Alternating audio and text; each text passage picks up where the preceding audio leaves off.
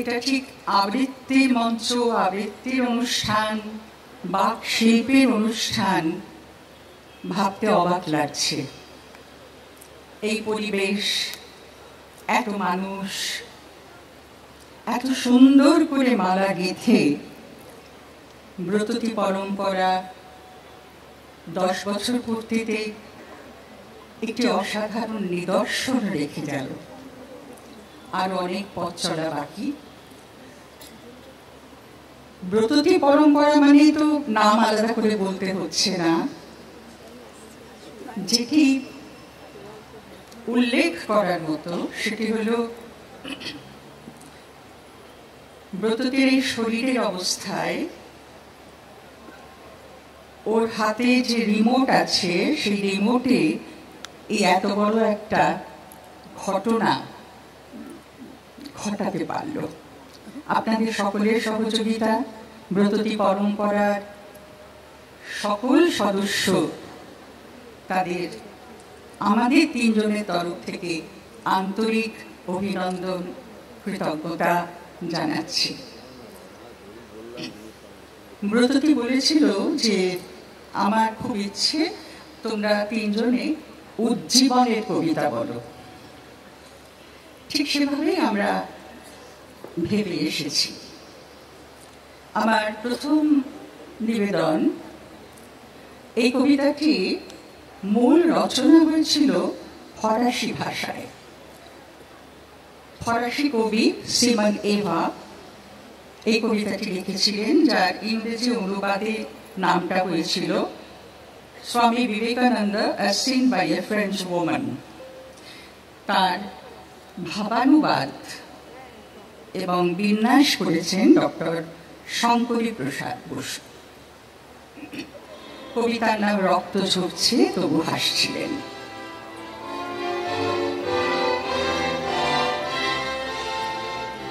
আমার জীবনে স্বামীজির আবির্ভাব বড় যন্ত্রণার মধ্যে দিয়ে।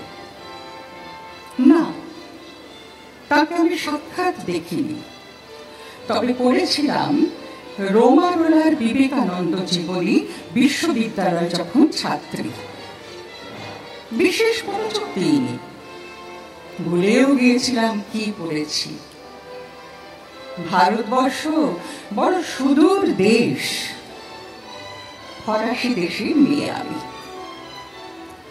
তারপর অনেক বছর পেরিয়েছে, 15 বছর। জীবনে ঘনালো দুর্যোগ, সংকট, পীড়া, মৃত্যুর কালো ছায়া ঢাকলো আমাকে। কঠিন অস্ত্রোপচার হলো দেহে, বাঁচব না ধরে নিল সকলেই, তবু প্রাণটুকু টিকে রইল ধিকি ধিকি।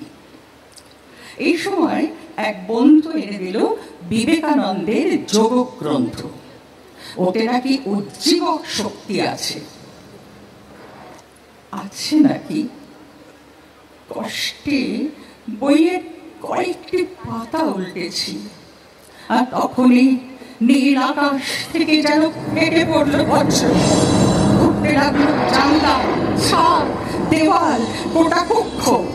আষাঢ়ি পিছাড়ি তরঙ্গ শব্দে মন প্রাণ বলে উঠলো, পেয়েছি, পেয়েছি, এতদিনে পেয়েছি সত্যের দেখা।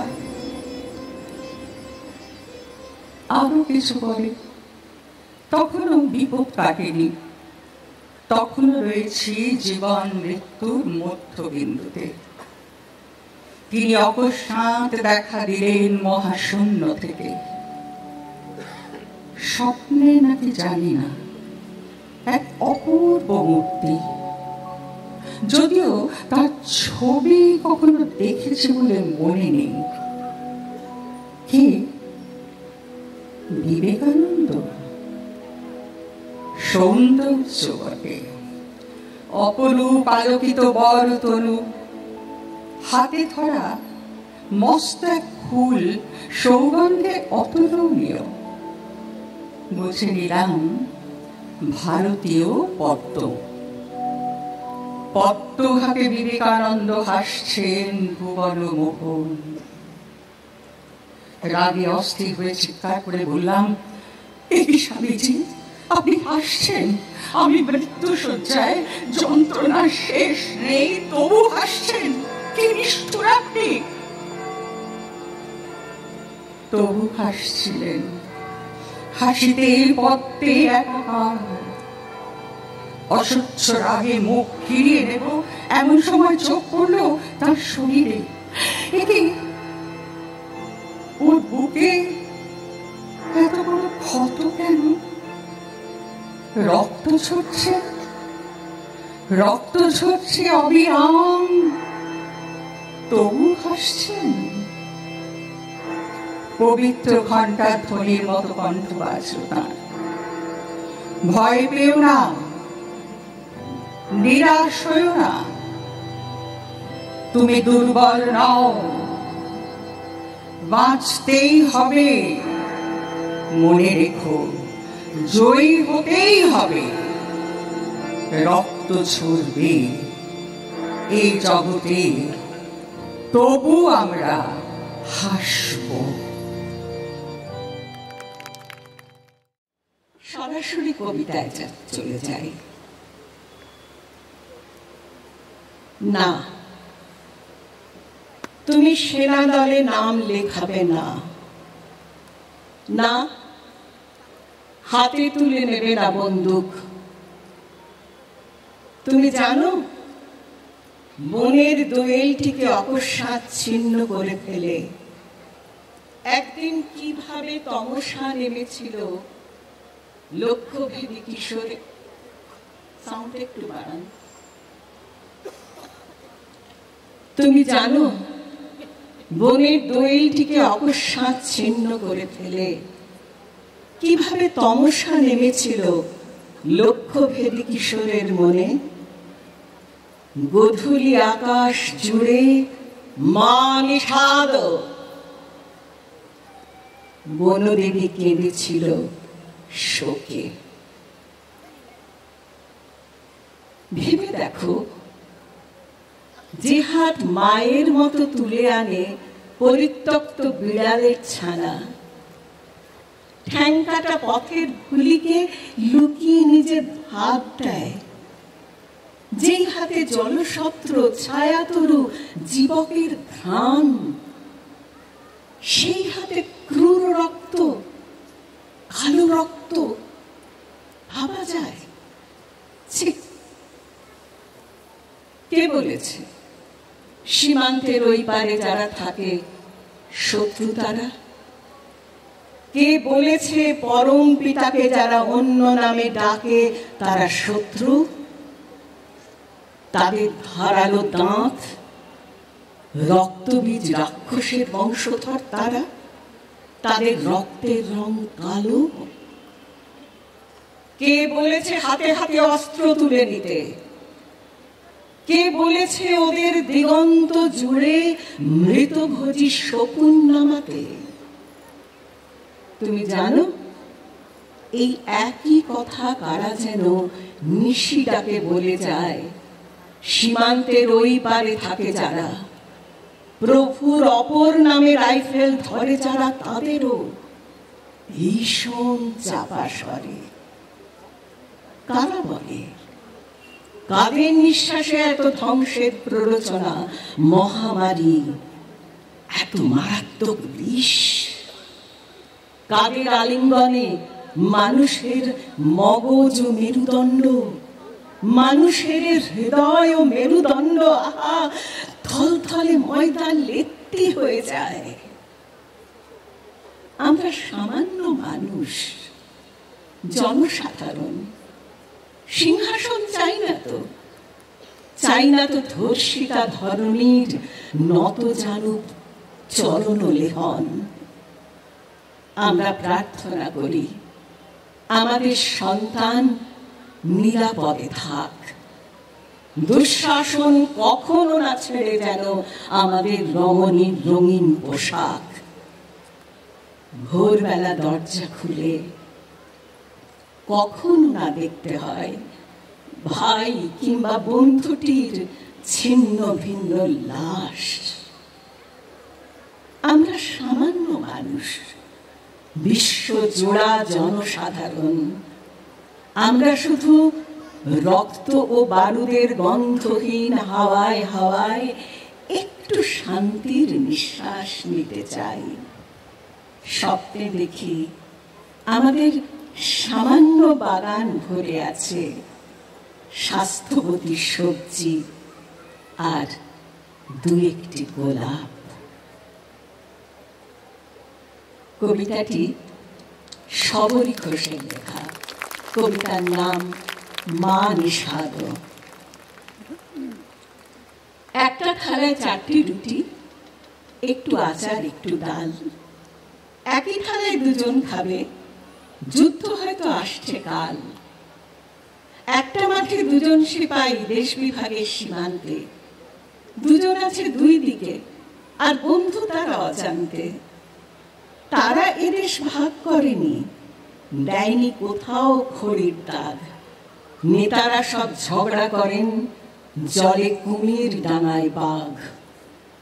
ঝগড়া থাকে আড়াল করে লাভের মাটি লাভের গুড়। সীমান্তে দুই দেশের সেবাই দেশপ্রেমের দিন মজুর। দুই কাঁধে দুই বন্দুক আর বুলেট বেশি, খাবার কম।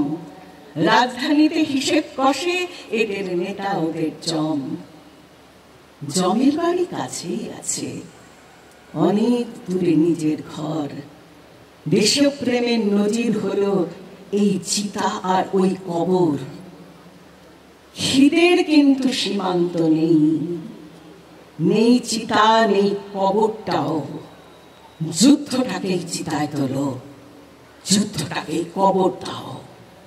যুদ্ধটাকেই চিতায় তোলো, যুদ্ধটাকেই কবর দাও।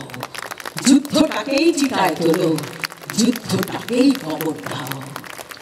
কবি সুমন। নমস্কার। জয়দীপ চট্টোপাধ্যায়। কবিতা নিয়ে মিছিল বেরোবে একদিন, এটা ব্রতদিদি বলার পরেই আমি ঠিক করলাম। আসলে ব্রতদি পরম্পরা তো পরবর্তী সময় আমার কাব্যায়ন থেকে পরিচয়, যেতাম, জানতে চাইতাম কোথায় কোনটা বলবো। ব্রতদিদি শুধুই আমার ব্রতদিদি বলি, ন্যাচারালি অনেক আগে থেকে পরিচয়, আমার শুধু দিদি বন্ধু নয়, আমি মনে করি প্রতি মুহূর্তে শিখি। কবিতা নিয়ে মিছিল বেরোবে একদিন, রাজপথ থেকে হেঁটে যাব লাল মাটি। আলোর জেহাদ গর্জে উঠবে শপথে, উদাত্ত স্বরে প্রত্যয় পরিপাটি। কবিতা নিয়ে মিছিল বেরোবে একদিন, রাজপথ থেকে হেঁটে যাব লাল মাটি। পরশমণির ছোঁয়ায় জাগবে মানুষ, ভুবন গ্রামে একটাই হবে জাতি। ইতিহাস থেকে জীবনের দিশা নিয়ে হবে মানুষ সফরের প্রিয় সাথী। অত্যাচারের হাজার মিনার ডঙ্কা, ঘৃণার শ্যাওলা মেখেছে আবহমান। মিছিলে মানুষ মাটিতে রেখেছে পা, প্রতিবাদী হাতে মহাকাশ খান খান। মিছিলে মানুষ মাটিতে রেখেছে পা, প্রতিবাদী হাতে মহাকাশ খান খান। একটা জীবন বহু জীবনের দ্বার, অমোঘ মন্ত্র তোমার অজানা নয়। বন্ধুর পথ হাতে হাত বেঁধে রাখো, তুচ্ছ বিপদ তুচ্ছ অজানা ভয়। তুচ্ছ বিপদ তুচ্ছ অজানা ভয়। গহনে তোমার অমরাবতীর আলো, ব্যস্ত সময় হয়তো ভুলেছ তাকে। অবসরে যদি তার চোখে রাখো চোখ, বাড়াও দুহাত রাঙা নদীটির বাঁকে। কবিতা মন্ত্রে উল্কি আঁকবো সকলে, বারুদ ছড়িয়ে ফোটাবো গোলাপ লাল। সকলে বলুন, কবিতা মন্ত্রে উল্কি আঁকবো সকলে, বারুদ ছড়িয়ে ফোটাবো গোলাপ লাল। ফোটাবো গোলাপ লাল। ঐক্যের সুরে জনগণেশের গানে তোমার দুপায়ে হাঁটবেই মহাকাল। কবিতা নিয়ে মিছিল বেরোবে একদিন, রাজপথ থেকে উড়ে যাবে সব ধুলো। সীমান্ত ছোঁয়া গ্রাম থেকে তুমি এলে, কুড়বো আবার ঝরে যাওয়া ফুলগুলো। কবিতা নিয়ে মিছিল বেরোবে একদিন, রাজপথ থেকে উড়ে যাবে সব ধুলো।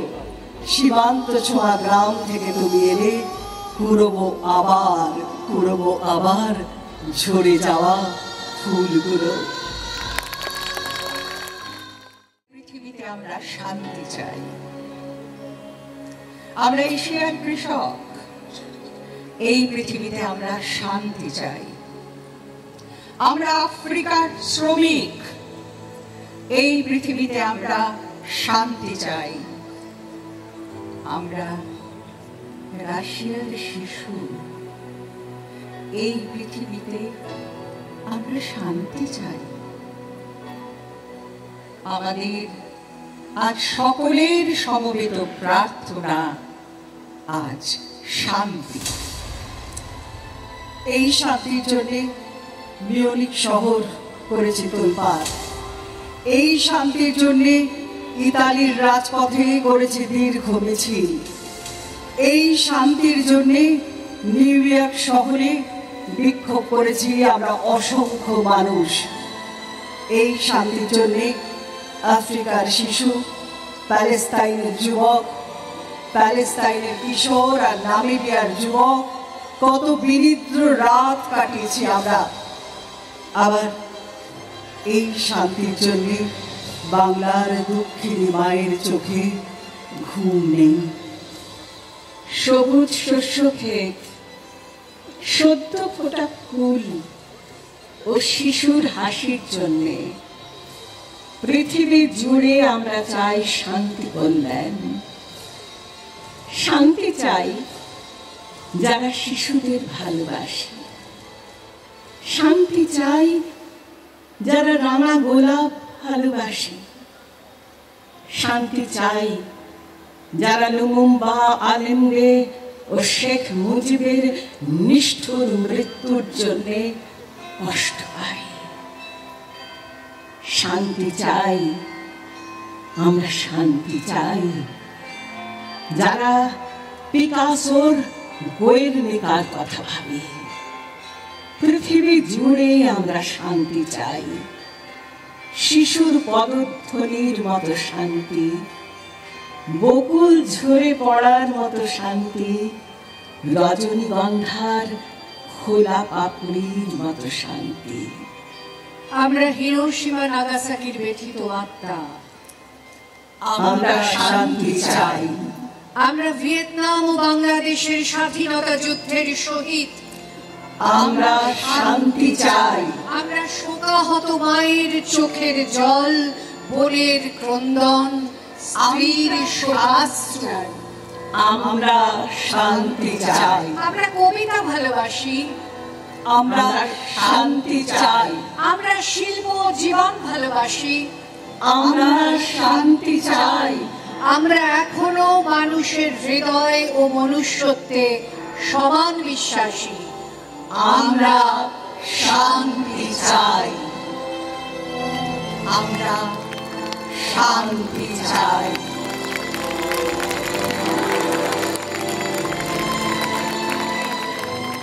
শব্দরা আমার বাগানে, আমাদের বাগানে। আন্তরিক কৃতজ্ঞতা জানাই ব্রতটিকে। সবাই ভালো থাকবেন। শুধু ভালোবাসা, ভালোবাসায় সবকিছু জানানো যায়। আমি শুধুই ভালোবাসা জানালাম সবাইকে। সবাই খুব খুব খুব ভালো থাকবেন।